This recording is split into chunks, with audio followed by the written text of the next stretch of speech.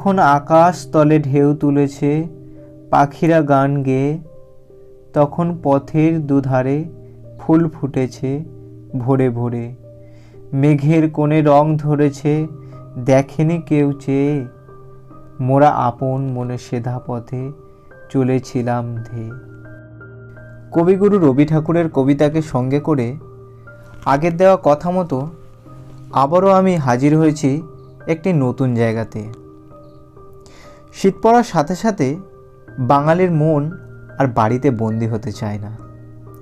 ব্যস্ততম জীবনে প্রকৃতির কোলে একটু শীতের আমেজ নিতে বেরিয়ে পড়ে কোনো পার্কে। আজ আমি তেমনই একটি পার্কে হাজির হয়েছি, যার নাম ইলিয়ট পার্ক।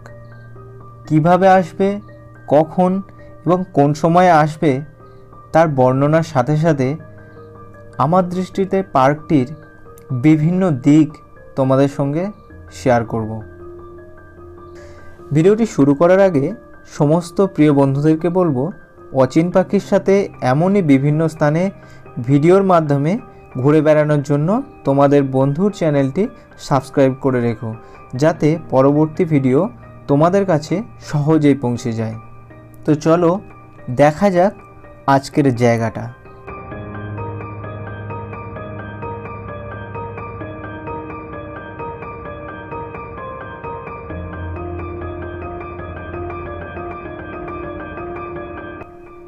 $90,000 স্কোয়ার ফিটের এই পার্কটি বিভিন্ন নাম না জানা গাছপালায় মোড়া।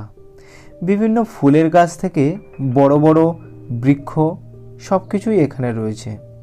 আর পার্কটির মাঝে রয়েছে একটা লাল শামলায় ভরা পুকুর। সব মিলিয়ে পার্কটি প্রকৃতিপ্রেমীদের জন্য বেশ মনোরম হয়ে উঠেছে।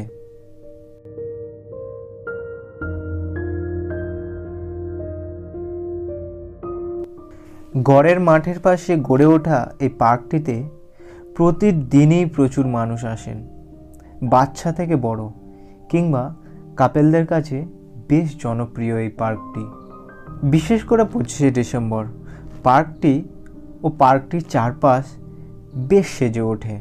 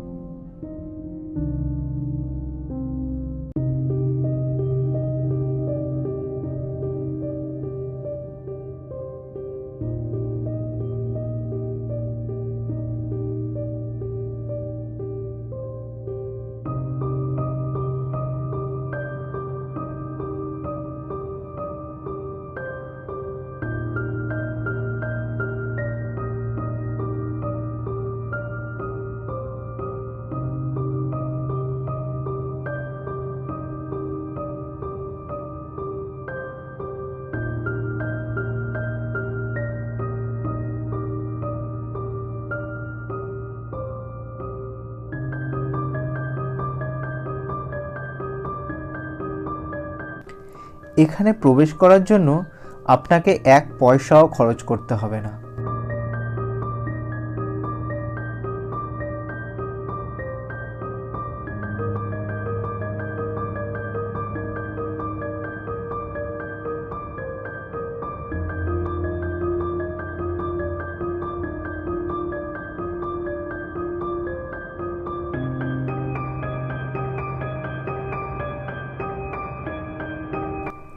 এই পার্কটি ঘিরে রয়েছে কলকাতার বেশ বিশেষ বিশেষ দর্শনীয় স্থান, যেমন বিড়লা তারামণ্ডল, ভিক্টোরিয়া মেমোরিয়াল হল কিংবা বিশাল গড়ের মাঠ। এছাড়া রয়েছে সেন্ট পলস ও সেন্ট থমাস চার্চ।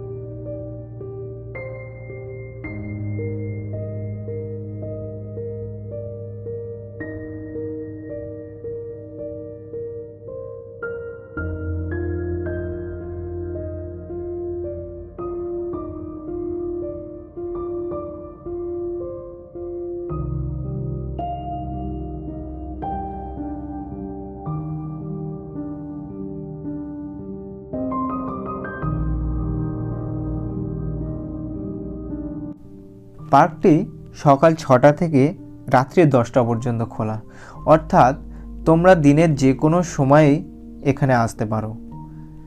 তবে এখানে আসার জন্য উইকেন্ড তোমাদের জন্য সবথেকে ভালো। হাওড়া কিংবা শিয়ালদা থেকে আসতে ট্যাক্সিতে মাত্র সময় লাগে 30 মিনিট। তো দেরি না করে শীতের দুপুর বা বিকেলটা একটু আলাদাভাবে শীতের মজা নিতে এখানে চলে আসতেই পারো। আজকের ভিডিও এই পর্যন্ত। কেমন লাগলো আজকের স্থানটি অবশ্যই কমেন্টের মাধ্যমে জানিও। ভালো লাগলে লাইক করে দিও। আর এমনই আমাদের সাথে ঘুরে বেড়াতে অচিন পাখির চ্যানেলটি অবশ্যই সাবস্ক্রাইব করে রেখো। ভালো থেকো, সুস্থ থেকো। আবার দেখা হবে অন্য কোনো জায়গাতে, অন্য কোনো ভিডিওতে।